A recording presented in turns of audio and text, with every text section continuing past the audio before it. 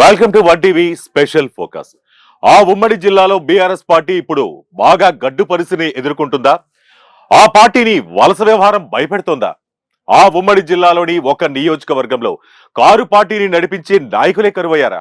ఏం చేయాలో దిక్కు తోచని స్థితిలో ఉన్న గులాబీ బాస్ ని కలవర పెడుతున్న మరో మ్యాటర్ ఏంటి? ఆ నియోజకవర్గం ఏది? ఎక్కడ ఆ పరిస్థితి ఏంటో వాచ్ ది స్టోరీ. ఉమ్మడి నల్గొండ జిల్లాలో బీఆర్ఎస్ కు గడ్డు కాలం నడుస్తోందని టాక్ వినిపిస్తుంది. 12 నియోజకవర్గాలు ఉన్న ఉమ్మడి జిల్లాలో కారు పార్టీ దాదాపు ఖాళీ అయినట్టే కనిపిస్తోంది. బీఆర్ఎస్ ప్రభుత్వ హయాంలో బీఆర్ఎస్ లో చేరిన నాయకులంతా ఒక్కొక్కరుగా తిరిగి హస్తం గూటికి చేరుకుంటున్నారు. ఓవైపు వలసల పరంపర కొనసాగుతుండగా చేరికలను అడ్డుకునేందుకు బీఆర్ఎస్ అగ్రనాయకులు చేస్తున్న ప్రయత్నాలు విఫలమవుతున్నాయని పొలిటికల్ వర్గాల్లో చర్చ నడుస్తోంది. ప్రస్తుతం సూర్యాపేట జిల్లాలోని హుజూర్ నగర్ నియోజకవర్గంలో బీఆర్ఎస్ పార్టీని నడిపించే నాయకుడే లేకుండా పోవడంతో కార్యకర్తలకు ఏం చేయాలో అర్థం కాని పరిస్థితి నెలకొందని టాక్ నడుస్తోంది.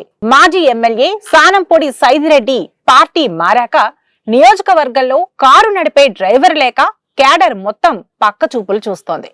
2019 ఉప ఎన్నికల్లో సైదిరెడ్డి గెలుపొందినా గతేడాది జరిగిన అసెంబ్లీ ఎన్నికల్లో కాంగ్రెస్ హవాలో ఓటమి పాలయ్యారు.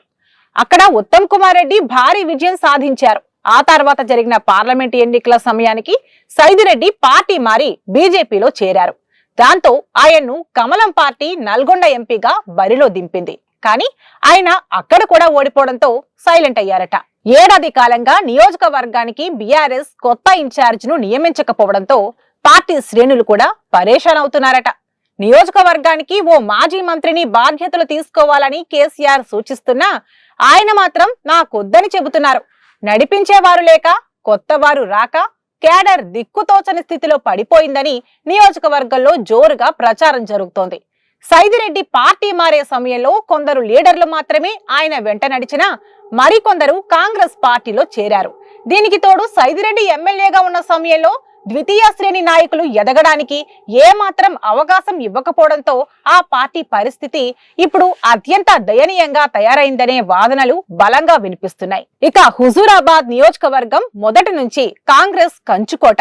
2009, 2014, 2018 ఎన్నికల్లో కాంగ్రెస్ పార్టీ అభ్యర్థిగా ఉత్తమ్ కుమార్ రెడ్డి విజయం సాధించారు. దీంతో కాంగ్రెస్ పార్టీ నియోజకవర్గంలో క్షేత్రస్థాయి నుంచి గట్టిగా పాతుకుపోయింది.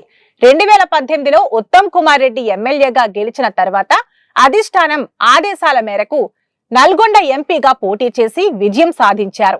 ఆయన రాజీనామాతో 2019లో జరిగిన ఉప ఎన్నికల్లో అధికారంలో ఉన్న బీఆర్ఎస్ అభ్యర్థిగా పోటీ చేసిన సైదిరెడ్డి గెలుపొందారు. అయితే అప్పటికీ నియోజకవర్గంలో కారు పార్టీ పరిస్థితి అంతంత మాత్రమేనని చెబుతున్నారు. కాంగ్రెస్ సీనియర్ నేత మంత్రి ఉత్తమ్ కుమార్ రెడ్డి 2009 నుంచి ఇక్కడ నుండి ప్రాతినిధ్యం వహిస్తుండటంతో కాంగ్రెస్ పార్టీకి మొదటి నుంచి ఇక్కడ గట్టి పట్టు ఉందని అంటున్నారు. ఇక ప్రస్తుత పరిస్థితుల్లో ఉన్న క్యాడర్ నైనా నడిపించే నాయకుడు లేకుండా పోయారని బీఆర్ఎస్ శ్రేణులు వాపోతున్నారు.